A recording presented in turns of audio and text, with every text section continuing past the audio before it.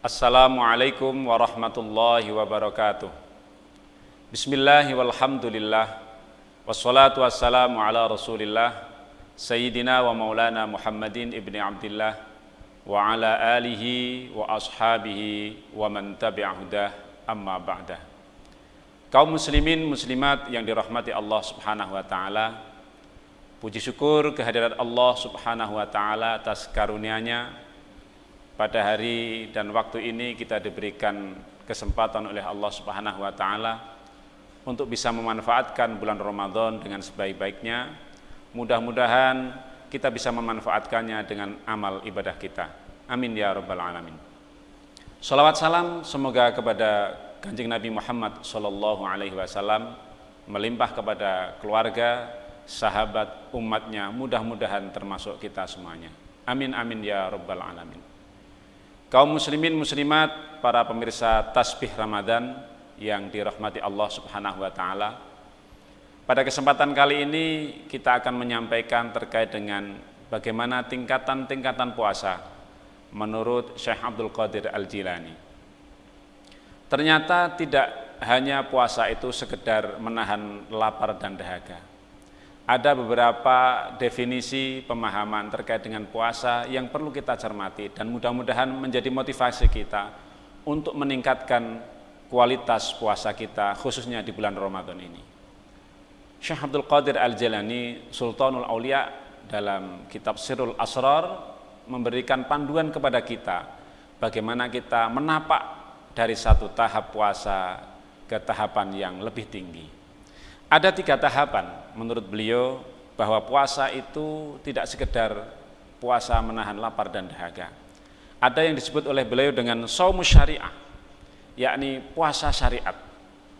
Ada tingkatan yang kedua adalah shaumut thariqah, yakni puasa tarekat. Dan yang ketiga adalah shaumul haqiqah atau yang disebut oleh beliau dengan puasa hakikat. Yang pertama adalah shaumus syariah. Apa itu shaumus syariah? Ini yang sering kita pahami selama ini, yakni kata beliau ayumsika 'anil ma'kulat minal masyrubat wa an wiqa'in nisa fin nahari. Yakni bagaimana kemudian kita menahan lapar, dahaga dan juga hal-hal yang membatalkan seperti berkumpul dengan suami atau istri di siang hari di bulan Ramadan. Ini adalah pengertian puasa secara syariat dan ini yang sering kita pahami selama ini. Tentu ini adalah bagian dari landasan kita untuk menuju kesempurnaan puasa. Sebelum kita menapak kepada tahapan yang lebih tinggi, maka puasa syariat ini harus kita jalani. Kita tidak akan bisa sampai kepada puasa thariqah, apalagi puasa hakikat, selama kita tidak menjalankan puasa syariat dengan sebaik-baiknya.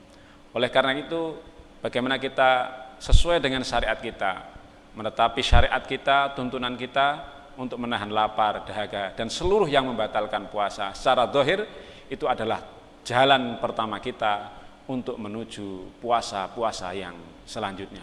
Mudah-mudahan dengan kita mempelajari puasa syariat dengan sebenar-benarnya, kita bisa menyempurnakan puasa kita, yakni puasa syariat secara zahir ini. Kaum muslimin muslimat rahimakumullah, tingkatan yang kedua kata beliau adalah shaumut thariqah, yakni puasa tarekat. Apa itu?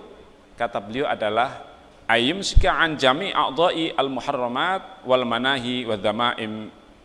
Jadi kita menahan diri dari segala sesuatu yang diharamkan, yang dilarang ataupun perbuatan-perbuatan keji yang lainnya. Jadi kita menahan anggota tubuh kita, apapun itu, mulai tangan, lisan kita, mata kita, kaki kita, semuanya harus kita tahan untuk tidak melakukan perbuatan-perbuatan yang diharamkan ataupun juga perbuatan-perbuatan keji yang menimbulkan kerusakan. Ini adalah puasa yang disebut dengan puasa thariqat. Jadi ada perbedaan yang jelas di antara puasa syariat dan puasa thariqat. Ketika puasa syariat, maka bagaimana kita menahan lapar dan dahaga yang itu waktunya muaqqat, telah ditentukan. Tetapi puasa thariqat ini waktunya muabbad, tidak ada batasnya. Tidak bisa kemudian setelah kita berbuka puasa, maka kemudian kita boleh melakukan hal-hal yang dilarang oleh Allah. Melakukan perbuatan-perbuatan haram misalnya, itu tentu tidak bisa. Bahkan ketika Ramadan telah selesai pun, kita harus tetap menahan diri untuk menjauhi perbuatan-perbuatan yang dilarang oleh Allah Subhanahu wa taala. Maka sesungguhnya kita akan menuju pada fase berikutnya, yakni puasa thariqah. Kalau kita mampu menahan diri dari perbuatan-perbuatan yang dilarang seluruh anggota badan kita, bagaimana kemudian kita berusaha untuk menahan diri. Jadi puasa syariat sesungguhnya menjadi landasan agar kita mampu puasa-puasa di bulan-bulan berikutnya, yang tentu adalah esensinya bagaimana anggota tubuh kita adalah bisa ikut berpuasa. Tidak hanya lapar dan dahaga, tidak hanya perut kita, tapi seluruh anggota badan kita harus puasa, dan itulah puasa thariqat atau puasa tarekat. Kaum muslimin muslimat hadanallahu wa iyyakum ajma'in.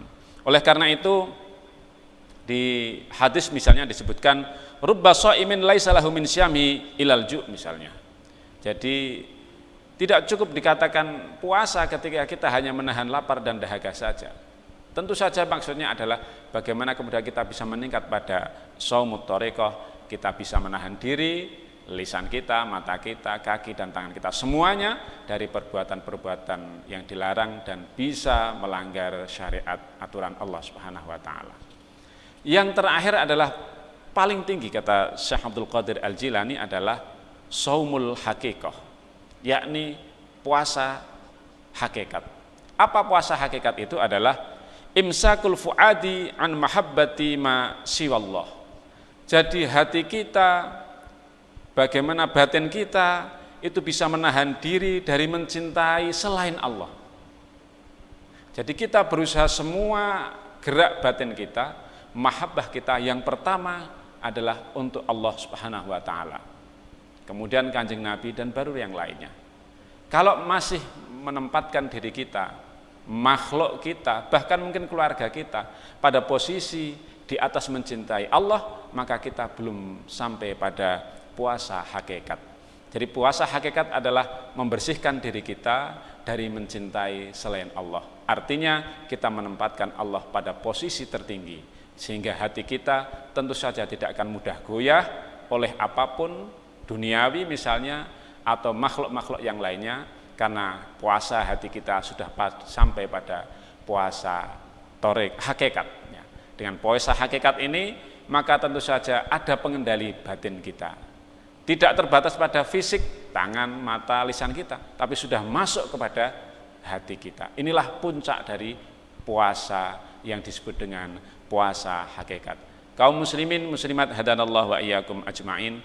Oleh karena itu mari kemudian kita benahi puasa syariat kita. Tetapi jangan puas sampai di situ.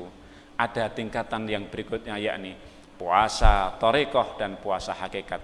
Kalau puasa syariat terbatas waktu, maka pada puasa thariqah dan hakikat tanpa ada batas waktu, sehingga kita harus puasa sepanjang masa.